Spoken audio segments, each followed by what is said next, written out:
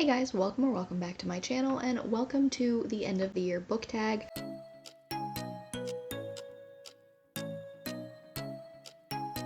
This is also going to be a little bit of a catch up on what I've been reading recently, and then a bit of a publisher book haul as well. So let's start off with the publisher book haul because I've been sent a lot of really cool books that I want to show you guys recently. The first one is not technically a new release, but it has been out for a while, but Saga Press recently just picked it up, and that is The Strange Case of the Alchemist's Daughter by Theodora Goss. I have had my eye on this for a while. I think that I started the audiobook and I got distracted by other things, as I always do, but Saga Press did send me a copy of this after they have picked it up, and I am definitely interested in reading it. It is actually about Mary Jekyll. I'm assuming connected to Jekyll and Hyde in some way. Oh, yeah. Okay, I could have just looked at the back. She's Jekyll's daughter, and her father has mysteriously died, but there's something going on with the story differently because she's calling Hyde her father's best friend, so I don't know if she doesn't know what's going on. She's also calling Hyde her father's murderer, so either she doesn't know the full story or they've changed some things. And I guess Watson and Sherlock also make an appearance in this. It sounds so interesting, and she's just trying to catch Edward Hyde because there's a reward for his capture, but it also leads her into the secret society of people doing experiments with Catherine Moreau and Frankenstein and a whole bunch of people from classic literature. So it just sounds really cool. I have had my eye on this, like I've said, for a while. I know that I started reading it a couple years ago, I want to say, and I am very excited to pick it back up again. The next book that they sent me is Ultra 85. This is a book by Logic the Rapper, and I think this is a bit of a dystopian sci-fi futuristic world in which two pilots are trying to find this planet called Paradise that only a select certain people are allowed onto, and when they get there they find out that everything is not exactly what it has been advertised as. I'm just really interested. I did not read Supermarket by Logic. I heard a lot of decent reviews about it, but I personally did not pick it up. This science fiction dystopia really sounds like it's right up my alley, so I'm pretty excited to try this out sometime soon. The next book that Saga Press sent me is the second book in a series, and that is Violet Things by Chloe Gong. This is the second book. I don't know if it has a name. I don't know if the series has a name or not. But the first book was Immortal Longings, and it is a Cleopatra and Antony retelling in a fantasy world, because they have this power where they can blip themselves into other people's bodies and take over it for a certain amount of time. I did start reading the first one. I'm enjoying it so far, and I can't wait to see what happens to these characters, especially in the second one. But yeah, so Violet Things by Chloe Gong. I'll let you guys know what I think. Okay, next up before we get into the tag is what I've been reading lately. My reading has slowed down considerably over the last month because it's good reason. I have been trying to binge the entire Stormlight archive again before Stormlight 5 comes out in December.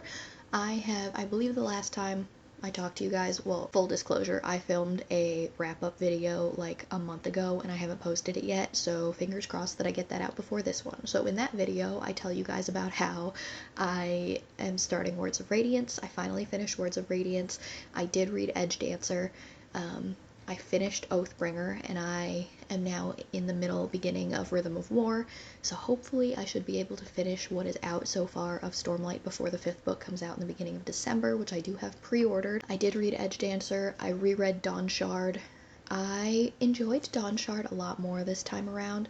I think I listened to it audibly, and I've learned, if I've learned anything about myself, it's that I cannot read a Brandon Sanderson book for the very first time on audio, at least while I'm trying to do other things, because I can't focus and I miss too much, and that is what happened to me with both Oathbringer and with Rhythm of War and with Edge Dancer and with Dawn Shard. So pretty much anything after Words of Radiance is a blur in my mind. I have vague memories of certain things that stick out to me, but in this reread I'm catching so many things that I was oh, that was good information to have had, or oh, I never knew that. So I read them, but I clearly did not pick up on a lot of the finer details of any of them. And I am really appreciating it a lot more in this read-through that I am doing mostly ebook and physically, and then when I get to points I feel I can listen to it audibly. I have some I have the audiobook from the library and I've been able to like listen to a chapter or two here or there. So I am in the middle of Stormlight Archive. I am 21% of the way into Rhythm of War right now. Fingers crossed, in the next month and a half, I should be able to get through the rest of Rhythm of War. I should be fully ready to go into Wind and Truth whenever it comes out at the beginning of December with my own theories and whatever prepared, because World Hoppers just put out a video not that long ago about a bunch of conspiracy theories that they have going into Wind and Truth, and listening to them made me realize how much I really needed to pay more attention on this read through, honestly, than I did the first time around. So I'm definitely trying to take more care and pay more attention, especially to like the beginnings of the chapters and just a lot of the things that certain characters are saying kind of between the lines. So yeah, I am finishing up Stormlight Archive, and I've read a couple of romances in between as like a palate cleanser, which is The Au Pair Affair. I don't remember if I talked about this in my last video or not, so I'm not going to go too in depth, but this is Tessa Bailey's new book. It's the book that came after Fangirl Down, the golf book. This is the hockey book. So she is a marine biologist, I think, and she needs a job and a place to live while she is working on her degree in Boston. She has a connection to this famous hockey player who needs an au pair for his teenage daughter. Things start to kick off between the two of them in a very not professional way, and obviously they fall in love. And then I also read The Paradise Problem by Christina Lauren, which was not bad. I wasn't sure how I felt about the premise because second chance romance was not my thing, ever. It's still not my thing. Paradise Problem is not a second chance romance. It's literally a marriage of convenience where they didn't realize that she didn't realize that they never got divorced, I guess, and he needed them to have stayed married for the full 5 years in order to like get his multi-million-dollar inheritance from his family, and they're so close to the 5-year mark. He's so close to being able to get it, but they need to prove that their relationship is legit at the wedding of his little sister, which is happening in Indonesia, I want to say. So they like go to this beautiful wedding, over the top wedding in Indonesia, and are trying to prove that they're a real couple. So not really a second chance romance, more like marriage of convenience meets fake dating, which are both way more my type of thing. And I had a really good time with it. I loved the relationship between the two. I loved how supportive they were of each other. I thought it was a really, really good book, and Christina Lauren did not disappoint again. Okay, so that's literally it. That's all I have to catch you up on reading-wise. And I guess now we go into the end of the year book tag. So question 1 is, are there any books that you started this year that you need to finish? Obviously, we need to finish Rhythm of War before Stormlight 5 comes out, because I mean, I would love to be completely caught up on Stormlight, obviously, before the next book comes out in December, so that's a big one. I don't necessarily know that these are books that I started this year, but I didn't do an end-of-the-year book tag last year, so I guess I can kind of combine these two. So I started Engines of Chaos by R.S. Ford last year, which is book 2 in...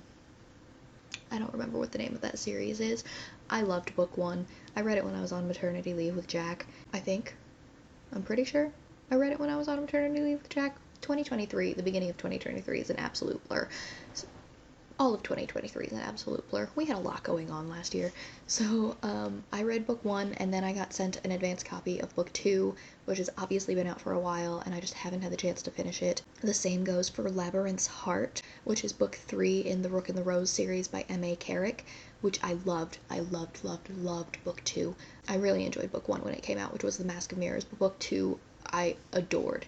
And I got sent an advance copy for Labyrinth Heart last year in the midst of all of the chaos, and I just never got the chance to get around to it. So I'd say both of those are pretty big on top of my I started them, but I need to finish them. Question number 2 is, do you have an autumnal book to transition into the end of the year? I don't really know what that means. I don't really have any books that I would consider particularly fall-y. It's getting towards the season where Christmas rom-coms need to start popping up. Okay, Jack's waking up from his nap. I need to talk quieter. So we're getting to the point of the year when Christmas rom-coms are starting to pop up.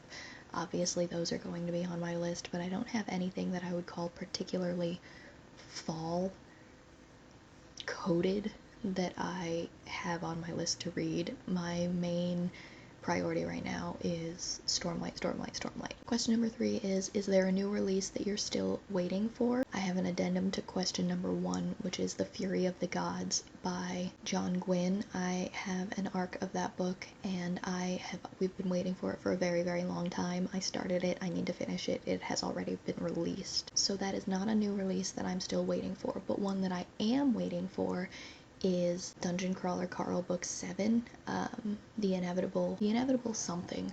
We just got confirmation that it is coming out at the beginning of November, so maybe I'll have to put Stormlight on hold so that I can binge read Dungeon Crawler Carl Book 7, The Inevitable Ruin, maybe? I'm not 100% sure. But yeah, it's coming out next month. I either need to be finished with Rhythm of War by then, or I'm going to take a break from Rhythm of War so that I can read that. What are 3 books you want to read before the end of the year? I guess I kind of already covered this. Dungeon Crawler Carl Book 7, Rhythm of War, which I'm already in the middle of. Do I have another one? I don't necessarily think that I have another one that I've got at the top of my list that I would want to have read before the end of the year. I definitely have a lot of copies that have been sent to me that I want to get around to, so hopefully one of those, but nothing that sticks out at the top of my mind. Question number 5 is there a book you think could still shock you and become your favorite book of the year? I mean, yeah, Dungeon Crawler Carl book 7, obviously. Every single one of those got better and better and better as we moved on, so book 7, I guess, has the I don't know that it would be a shock though, right? Like, I've been talking about this book on this channel for several months now, so I feel like this is not a surprise. I don't know, I'll keep you guys updated, I guess, because I don't have an answer for that really. Question number 6 is, have you already started making reading plans for next year? I feel pretty certain that Wind and Truth is going to carry on through December into January, so I guess there's that. Preview of my goals for next year are to really work on the books that I own versus getting any more.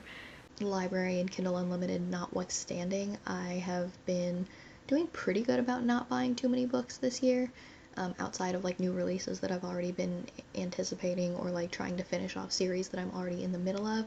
So, preview on my reading goal, I am trying to work through my physical TBR that I already own, especially, or like even my electronic TBR. Like, I have a lot of arcs that I need to work through, bring up my NetGalley score a little bit with the chaos of baby and move and work and all of that stuff.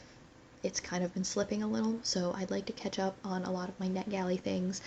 And yeah, that's most of it for my 2025 goals. I'll probably make a video about that at a later date, but that is all 6 questions in the end of the year book tag.